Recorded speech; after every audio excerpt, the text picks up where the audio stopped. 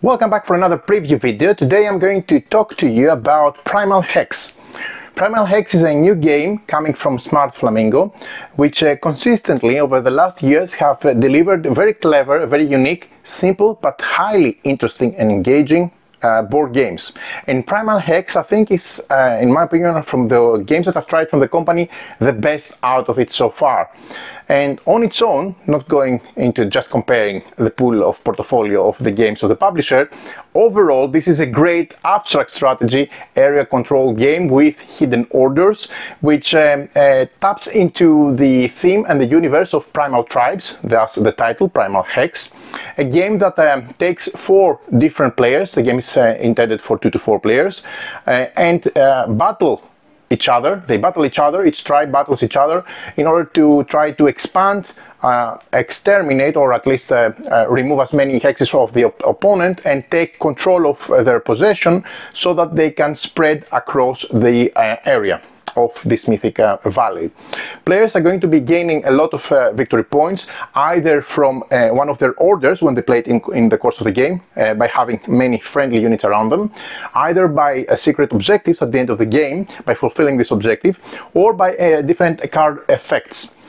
What is interesting about the game is how simple it is. It's extremely simple in terms of rules, and I would go ahead and say that this is a game that I think players like myself, board gamers like myself, that they have enjoyed War Chest, they're going to definitely love Primal Hex in new ways and discover new ways to love the game. By no means these games are similar. One has deck building with a bag. Okay, so pulling chips out of the bag, but it has this abstract strategy expansion vibe going on, and this game also has that, but I think it has more theme. Don't get me wrong, I love War Chest. I have all the expansions. It's a fantastic game, a very clever strategy game with exceptional mechanisms. Primal Hex taps into this abstract strategy approach with hexes, but blends in, puts even the throws in the orders, the secret orders deployment, the different ways of gaining victory points, and through the beautiful art, the different war chiefs and advisors, and the additional aspects of the game, also the many scenarios. It offers much more thematic approach to the game by maintaining absolutely fascinating strategic tactical approach. So join me at the table. I'll show you how the game plays, and then I'm going to add timestamps in the description of the video so you can follow specific sections of the rule set. And then I'm going to join back at the end of this video for some final wrap-up and first impressions of the game, and tell you why I'm really excited about Primal Hex. I'm going to add in the link of the description the Kickstarter campaign page, which is launching really soon, so make sure to subscribe so that you're getting notified when the game when Primal Hex campaign launches, which is really soon, around the corner, and then find out more about the game, beautiful 3D structures that they have, additional rule sets, and more stretch goals. So let's see first of all how it plays.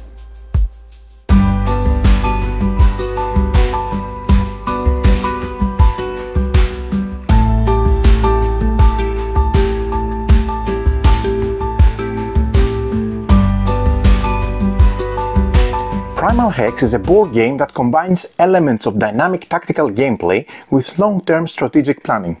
During the game, each player takes on the role of one of the ancient tribes that, under a terrible curse, have begun a fight for survival in the mythical land of Vari. By taking control of a few regions, players will try to outsmart their opponents by planning and executing orders, for which they will pay with their successes on the dice. The game ends at the end of the 3rd season, and the number of victory points earned determines the winner. Although the ultimate goal seems simple, there are several ways to achieve it, and the scoring conditions will change during the game. So the leader, who is best at reacting to ever-changing situations on the board and exploiting the opponent's weaknesses, will ultimately triumph as a winner. Now, keep in mind that this is a demo copy of the game, which is seeking crowdfunding support, and I'm going to add the link in the description of the video, as I said, with the crowdfunding page on Kickstarter.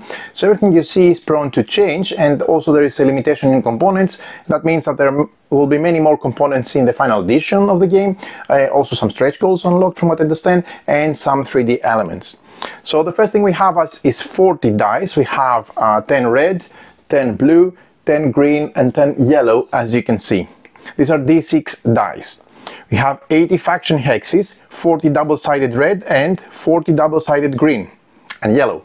That means that you have the hexes indicating the faction's control. It's double-sided just for, you know, having more of each of the color. So each player is going to indicate a fixed number to begin with, but if they run out, they can use their opponents and flip it. There are 4 victory point markers, one for each of the player colors here, and here's the victory point track, as you can see. There are 20 strength tokens. These are these tokens, which I'm going to explain how they're used, but they're going to have an added, most probably, effect in the final version of the game. There are 24 order tokens, 6 blue, 6 red, 6 green, and 6 yellow. You can see them here.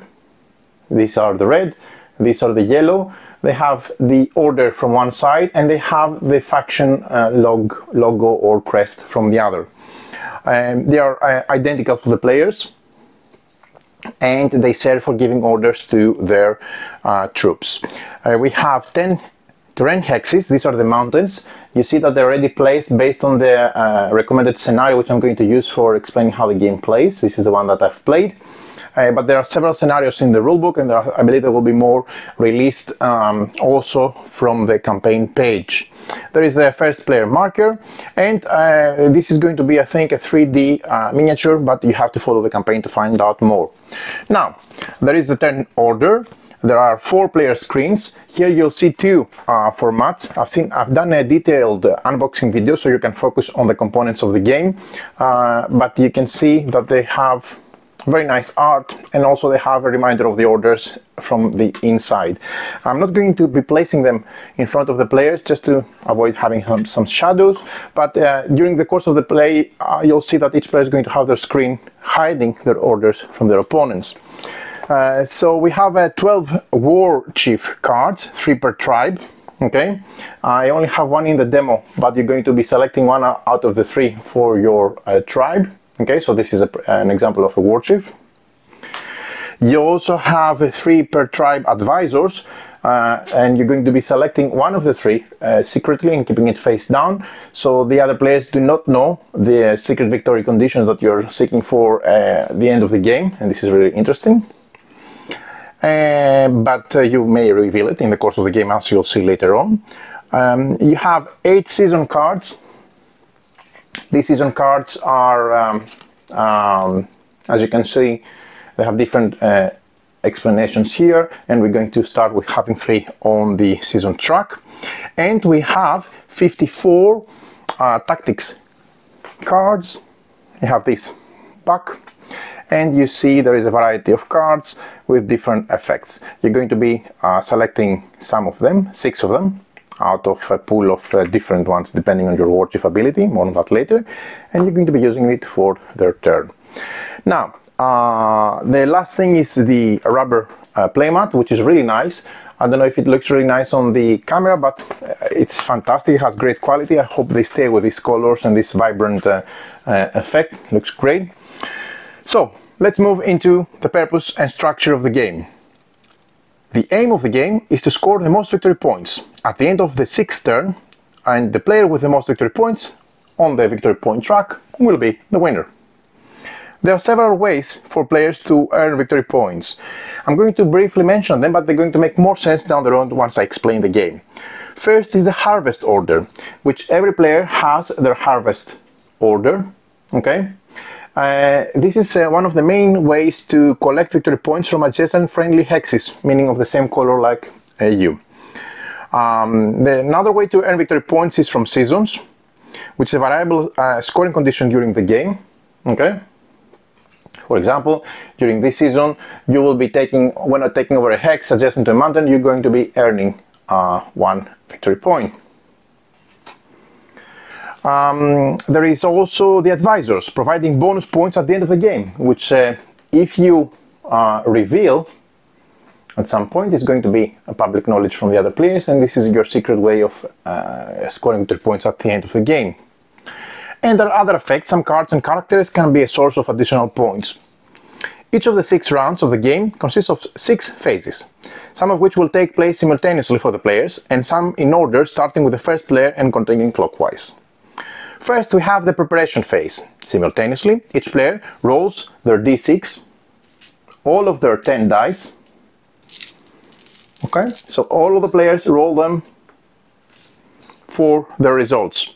The results 4, 5, and 6 are considered successes. In this case, I have 1, 2, 3, 4, 5 successes out of 10.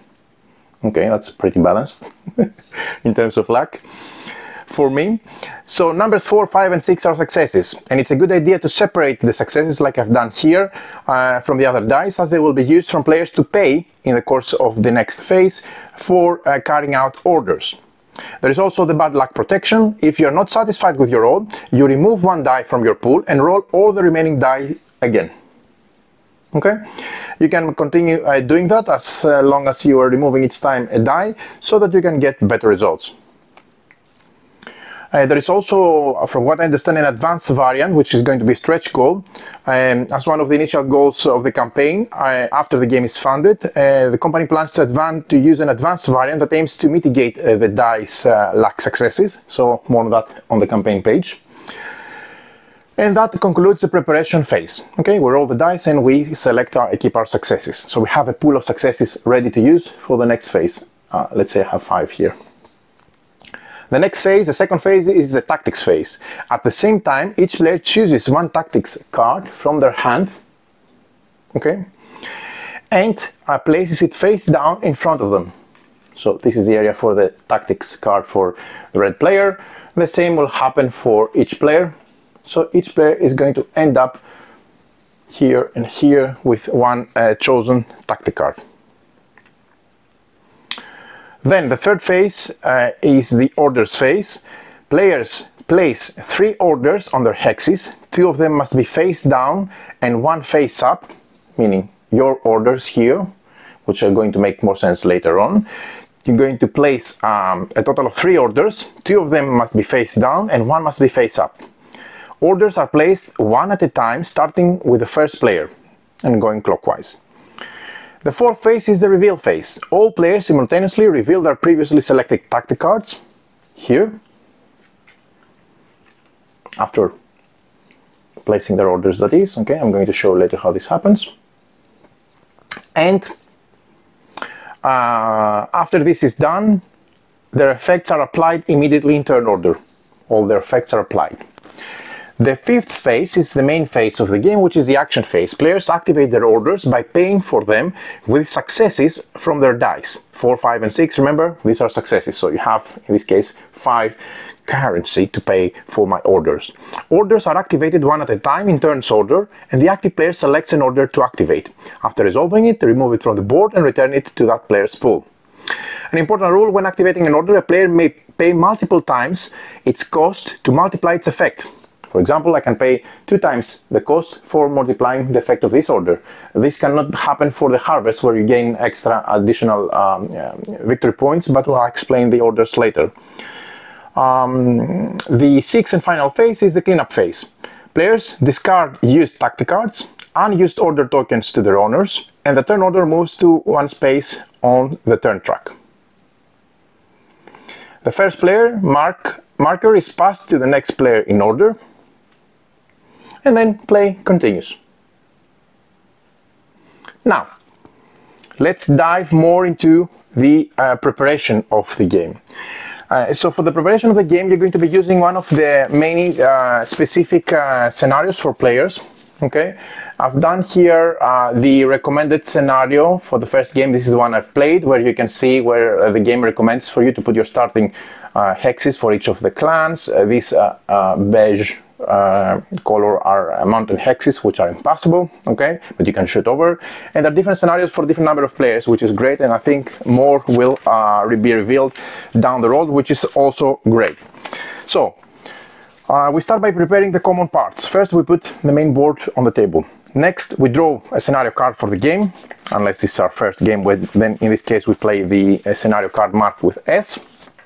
Following that, we set up the terrain hexes as shown on the scenario card. The fact that I put here a mountain is because the terrain scenario card indicates so. Then we shuffle the seasons deck, which is this one, and we place it next to the season card. We draw 3 cards from there and place them in order here on the season track. Continuing, we shuffle the tactics deck, which has all the tactic cards. Okay, and this is just a selection of tactic cards for the demo copy. The actual core box will have many more, which is even better. Then we choose or select a random first player, a random tribe for each player. Okay, if you have a preference by color, of course, you can select your own, but otherwise you can randomly draw. Then we prepare the hexes in the colors of the tribes participating in the game. Each players have their stack of hexes that they're going to be using to place on the board and take control. And then we randomly select the first player. Then each player prepares their tribe. They take their player screen and place it in front of them. So they have their player screen with their reminder, okay, and they place it in front of them to cover their orders, or the selection of the orders. Then you place a victory point marker on the 0 of the victory point track here. This is a victory point track which goes like that. Continuing, maybe this is a good place for the tactics card. Then continuing with the next step, we shuffle the war chief deck and our advisor deck separately. Remember, we have 3 cards from each, and we draw 3 cards from each. We draw 3 war chief cards and 3 advisor cards from our clan, from our tribe, and then we select 1 war chief and 1 advisor at the same time. We place both our cards in front of us. The war chief is placed face up, which shows our stats, our special ability, and the name of our war chief. And the selected advisor from the 3 we got, it's kept face down in front of us so that other players may not see it until we reveal it. The remaining cards return to the box. We take, following that, let's focus on one of the war chiefs and their stats. You see their stats here. So this is a stat which is a club for strength. It throws 2 beneath Archon. We take strength tokens in numbers equal to our war chief's strength. And this means this player is going to take 2 strength tokens, okay, and places them there next to them. A strength token can be used at any time to reroll 1 die. Strength tokens are single use and do not replenish. And also there are going to be additional ways and mechanisms to use the strength tokens in the course of the game. This is going to be revealed from the campaign. Then we draw cards from the tactics deck equal to our war chief scanning, which is the second stat, the one with the thinking skull. So this player is going to draw 13 cards. They're going to examine their tactics cards that they drew, and they're going to select just 6 of them, not all of them. They don't keep all of them, they just select 6 of them and place them next to them and return the next back to the deck. Then, starting with the first player, takes hexes in the number equal to the war chief's influence, which is the arrow pointing down, the last stat. In this case, the red player takes 3, as you can see. And they're going to be placing them within the starting territory as indicated in the scenario card. The scenario card indicates which options you have from your starting territory. Each scenario is different. In this case, I've done the recommended scenario for your first game, the S scenario, so you can see where each player is placing their starting hexes, from which they will expand. Now, let's see a few keywords. Important and the most important thing in the game are the orders. The orders, which are the same for each player in their own colors, include attack, charge, shoot, pray, fortify, and harvest. We have 6 orders.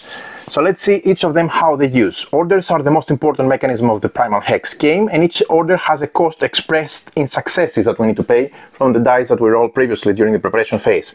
You can pay a multiplication of the order's cost to multiply the effect, with the exception of the harvest order. So let's start with the attack, which is the one here with the axe. This is the attack. It costs 1 success. you take over one hex adjacent to this order. That means in the course of the game, and I'm going to be placing now some of the hexes moving out of the starting. So let's say further down in the game we have expanded somehow like that. Okay. And now I'm just fast forwarding to explain. This hex is going to have an order. So when I reveal it later on, I'm going to say when I reveal it and execute it. When I execute this order, that means an adjacent hex is being attacked. Okay. You take over one hex adjacent to this order, that means this order is going to be removed and replaced with one of your own, and this is going to be, and the order is going to be removed from the game, for this round. So this is the attack. Okay. Of course, you can pay 3 successes to perform 3 attacks. That's a great way to expand, obviously. Another order is the charge, which shows, of course, the horse. As you can see, it costs 2 successes. You take over 2 hexes in a straight line. That means from here, you can take, let's say, imagine this was green.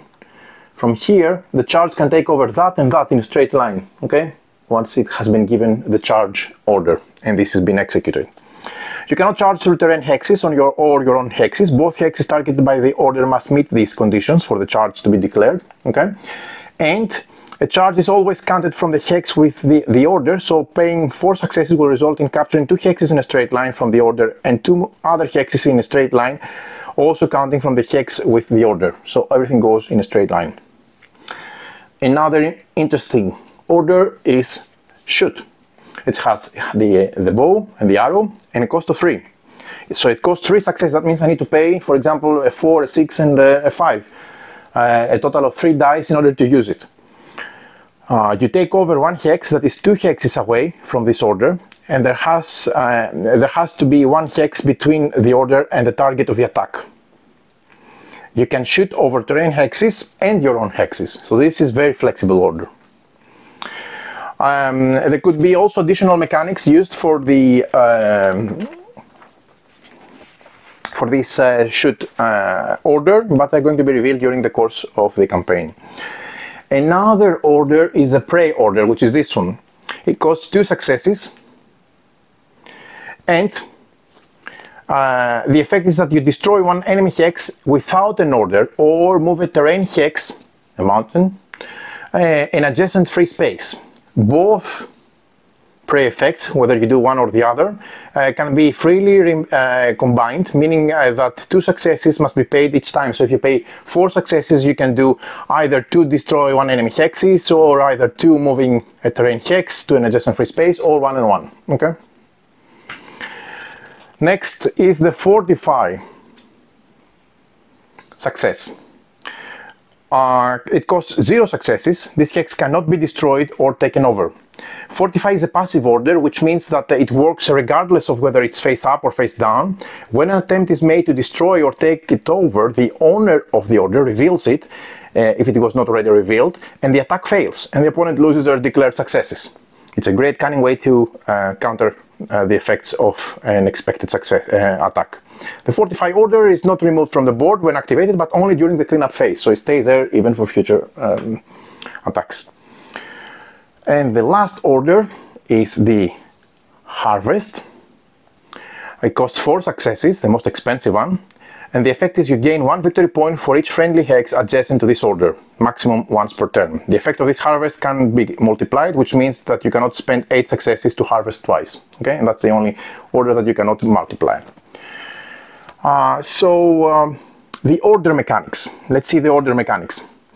You can pay 0 successes for an order. In this case, it has no effect. This allows you to tactically execute the void order and skip your turn to see what your opponents will be doing. And the order of the activation sequence is as follows. Remember, we're going to have 2 face down and 1 face up order from each of the players. I just rearrange the board so that you can see it. Let's say, so this was the one that I executed, I revealed it, I attacked, and I took over this charge. So this I'm going to be removing. Okay, so let's see how this happened in practice for this activation sequence. First, I select an order. Then I reveal it, if it goes face down. Then I declare how many successes I'm going to spend on it. Then I remove the declared successes that are used up for this turn. Then I set the order's targets if required, the hexes I'm attacking. Then I execute the effects of the order, and then I remove the order token from the board, except if it's a fortify, which stays. Okay? So, very simple way of executing the orders. And what about dice and successes? As we said, the dice are a key element of the game. Each turn, players roll 10 dice in their color and use successes to pay for the cost of the orders. A success is a roll of 4, 5 or 6, often referred to as a 4+. Players will be able to influence the results of these dice rolls by re-rolling or modifying the results of some of them to help them carry out their plans more effectively. What is dice pool? The number of dice available of the player. This will almost always be 10, but there may be situations where the dice pool is reduced. In this case, dice outside the pool do not participate in the game and cannot be used for the turn, changed or re-rolled. The dice pool can never exceed number of 10. Bad luck protection. During the preparation phase, if the dice roll is particularly unlucky, the player may discard one die from their pool and roll all 9 remaining dice again. If the result of their roll is still not satisfactory, they may discard one die from their pool and roll again, now with 8 dice, and so on until the result is satisfactory. Important, discarded dice are removed from the pool and they are no longer used in the game, however they will return to the player at the end of that turn. Now let's quickly focus on the anatomy of the cards of the war chief and the advisors. So this is a war chief, this is Daichin, who leads the horde. Here you have first of all the name of the war chief. You have below in text the detailed ability of that war chief. In this case, change the effect of one charge order to take over 3 hexes in a straight line, and it makes sense because he is the one who leads the horde. Then you have the strength here, which indicates how many strength tokens the war chief will have at the beginning of the game. Strength tokens are single use and do not refresh unless through a card effect, in this case 3. So this war chief will have 3 strength tokens. The second stat in the middle, which shows 15, this is a cunning. This shows the war chief's wit and combat skills. This translates into a number of tactic cards from which the player will choose the hand of a given game, typically 6, okay, but he will maybe see more than Archon, who is seeing 13 because he has 13 as cunning. The last number stat, which is the arrow pointing down, this one is the influence. This determines how much respect the war chief inspires among the tribe. In the game, this influence values indicates how many hexes on the board the player will start the game. And in this case, you see this is 4. Daichin is one of the war chiefs which has a lot of respect there. Therefore, there will be 4 starting hexes for this tribe at the start of the game. Now, let's see also the anatomy of the advisors. Remember, there are going to be a lot of war chiefs and advisors, so just showing you a couple of examples. So for the advisor, again, we have the name and often a nickname. This is Butu, the destroyer. The art is magnificent. Then we have the secret objective here. In this case, at the end of the game, every yellow hex at the edge of the border counts 1 victory point. So this is a hidden objective for that player by selection, because he selected his advisor to try to expand towards the edge of the border, because each one is going to give him an additional victory point. Here is the reveal effect. The advisor card remains face down at the start of the game, but by using the reveal effect at any time, the player may turn it over to gain one-time effect. Of course, the effect will be gained, but revealing the advisor causes the other players to know what secret objective the player has, and this can allow them to counter it, of course. So most probably they will do it only in the course of the game and not at the beginning. Destroy an enemy hex without an order. This is really good. So these are 2 examples, one for a war chief and one for an advisor. A couple of additional rules. We have the order cost. Effects that affect order costs accumulate simultaneously, both those that reduce and those that increase the cost. Keep in mind that if the base cost of an order is modified, it also modifies its multiplication, meaning you are paying for the multiplication of a modified cost. The cost of a command can never be less than 0, of course. As a reminder, all the orders are at the back of the player screen, both as an explanation, what they do, okay, but as a symbol as well. Maybe also you can see that there is the cost next to it, so you can also see quickly the cost from the back of your screen. So everything is used very easily because it's in front of our eyes. Then the distance. If we face something counting distance X indicates how many steps of jumps must be made from a given hex. There is also the keyword protection from elimination. In the game it is not possible to eliminate a tile completely. The last hex of a player on the board is treated as if they had a fortify order. Therefore, when a player gains new hexes, this effect disappears. There is also the board edge, line of edge horizontal and vertical forming the border, and we've seen why this was important. For example, for the sector victory point, victory objective of Butu, the destroyer, this advisor. We have the board center, the hex in the center of the board marked with a special symbol. It's called the board center. And the strength token limit. The strength characteristic of a warchief is only used to determine the initial number of tokens and does not represent the limit of strength during the game. Players may have more strength than their warchief strength by accumulating from various effects. And there you have it. These are all the rules of Primal Hex, but of course you can understand that depth comes from the different warships, the different advisors, as well as the different tactics used throughout the course of the game, as well as the different plans of the players. So let's move back up for my final first impressions from the game. As I said, I've played several games from Smart Flamingo, and every time I go into playing a game from this publisher, I'm really putting a smile on my face because I'm welcoming the new little thing that they're going to do or put out, which really sparks a really interesting mini obsession, let's say. The game really has exceptionally simple rule set, meaning, you know, the 6 phases of the game, most of them are simultaneous, some of them are not, but they're done in player order, but still, it's very simple what you're doing. It's also described at the back of your screens. What makes this game extremely strategic and tactical is the choice of orders, the reaction of the other players, the high player interaction, the small tight battlefield, let's say, area of contest, and the different abilities of the warships and the advisors. All that put together in a very, very simple, fast-paced, excellent tactical game, which has amazing replayability. My only wish list is if it had also solo. That would really be one of my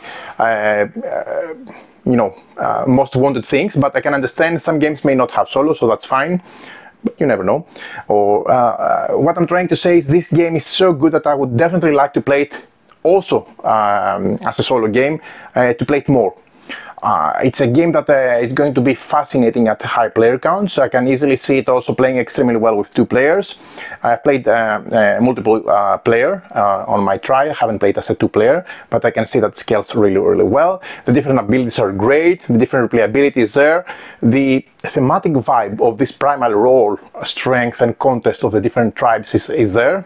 The components are really great, even on the prototype, as you've seen. I've done a separate prototype unboxing, which you can follow and find out more on the channel, where you can see more on the prototype, this demo copy. But there's going to be much more in the game. Having seen also O Crabs, which is another game that I previewed from this publisher and I really loved, a very fun, interesting family racing game with a lot of linking and a lot of different cool ideas again there.